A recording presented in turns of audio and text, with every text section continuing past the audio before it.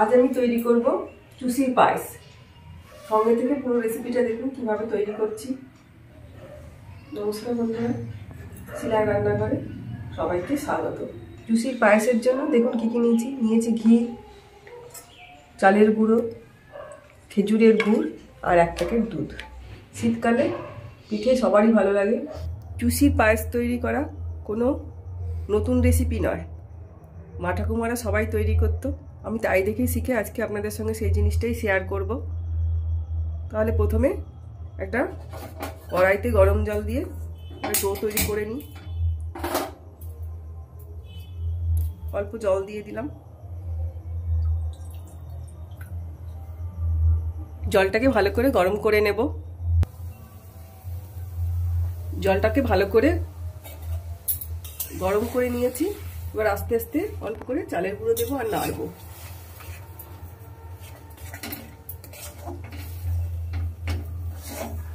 গ্যাসটাকে কমিয়ে দিয়ে ভালো করে সুন্দর করে দই তৈরি করে নেব।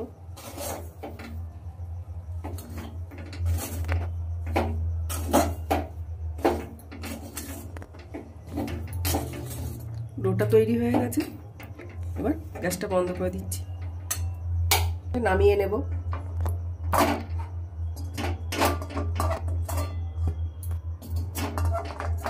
চালের গুঁড়োর ডোটা খুব ঠান্ডা করলাম না, এবার ভালো করে মেখে নেব।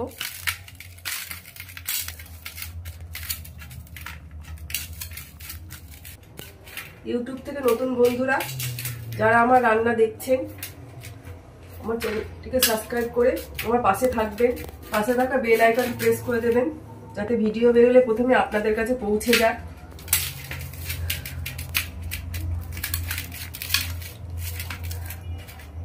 মেখে নিয়েছি দেখুন, খুব নরম না খুব শক্ত না, ডোটা তৈরি করে নিলাম। এবার ছোট ছোট করে কেটে নেব। সবথেকে সহজ উপায় এটা, এভাবেই তৈরি করলে যে পারে না চুষি তৈরি করছে সেও পারবে।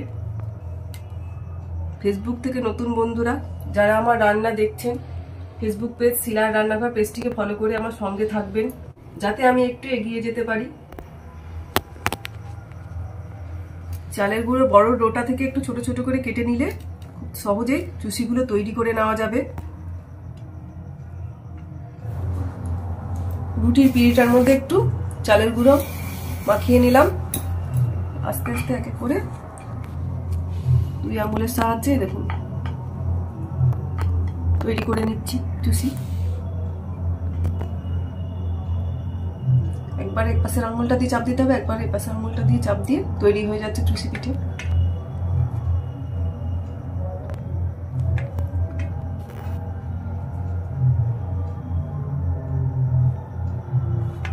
এভাবে সব চুষিগুলো এক এক করে আমি বানিয়ে নেব।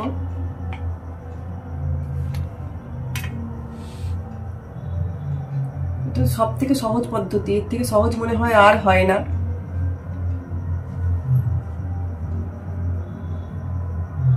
আমার ঠাকুমা এইভাবে তৈরি করতো। অনেকেই দেখাচ্ছে ছান্তাতে নাকি চুষি পিঠে তৈরি হয়। এই দেখুন আমি জোর করে করে ডোটাকে ঘষছি, কিন্তু কোনো চুষি হচ্ছে না। এই দেখুন কেটে কেটে পড়ে যাচ্ছে। এটা হয় না, এটা একটা ভুল নিয়ম। পৌষ সংক্রান্তি তো চলেই গেছে, তাও বাঙালির শীতকালে পিঠেপুলি ভালোই লাগে, ভালোবাসে। আজকে আমি সব থেকে সহজে তৈরি করে দেখাচ্ছি চুষির পায়েস। সঙ্গে থেকে পুরো রেসিপিটা দেখুন। দুটো ওভেনই ধরিয়ে নেব। এপাশে একটা কড়া বসিয়ে দিলাম, এপাশে একটা কড়া বসিয়ে দিলাম। 500 গ্রাম দুধ নিয়েছি, দিয়ে দিচ্ছি কড়াইয়ের মধ্যে। দুধটাকে ভালো করে গরম করে নেব।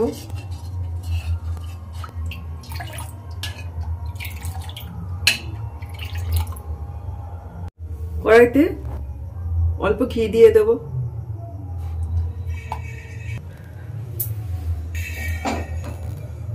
ঘিটাকে ভালো করে গরম করে নেব।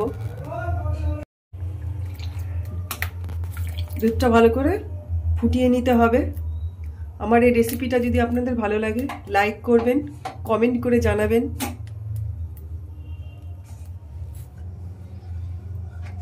ঘিটা ভালো করে গরম করে নিয়েছি। এবার তৈরি করে রাখা চুষিগুলো এর মধ্যে দিয়ে দেবো অল্প অল্প করে আস্তে আস্তে।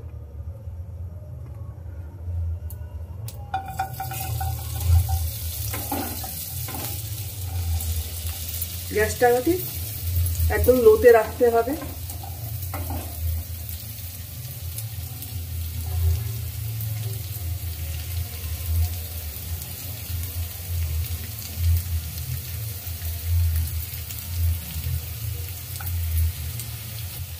হালকা করে দিয়ে ভেজে নিতে হবে।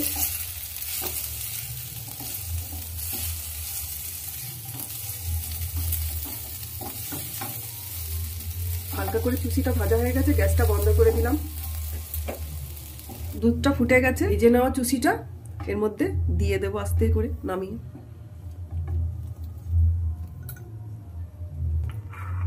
দুধের সঙ্গে ভেজে নেওয়া চুষিটা ভালো করে ফুটিয়ে নেব।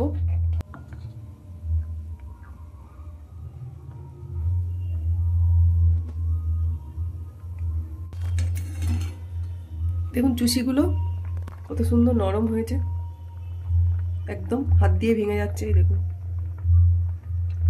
এবার গ্যাসটা কমিয়ে নিয়ে এই যে খেজুরের গুড় ভেঙে নিয়েছি, এবার আস্তে আস্তে গুড়টা দিয়ে দেব।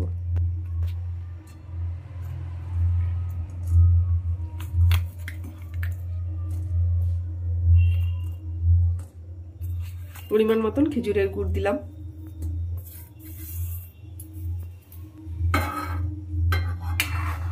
ভালো করে গুড় দিয়ে দুধ দিয়ে চুষি দিয়ে ফুটিয়ে নেব।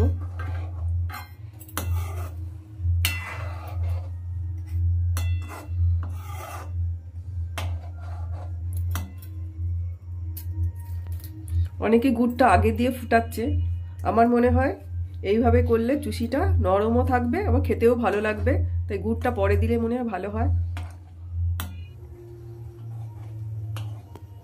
নাড়িয়ে নাড়িয়ে ভালো করে তৈরি করে নিচ্ছি চুষির পায়েস। আস্তে আস্তে গুড়টা দেখুন গলে যাচ্ছে, রংটা দেখুন কত সুন্দর হয়েছে। আমার এই রেসিপিটা দেখে আপনারা তৈরি করে নিন চুষির পায়েস, এইভাবে খুব সুন্দর লাগে। অনেকে অনেকভাবে তৈরি করে, আজকে আমি এইভাবে তৈরি করলাম। আমার সঙ্গে থেকে পুরো রেসিপিটা দেখুন।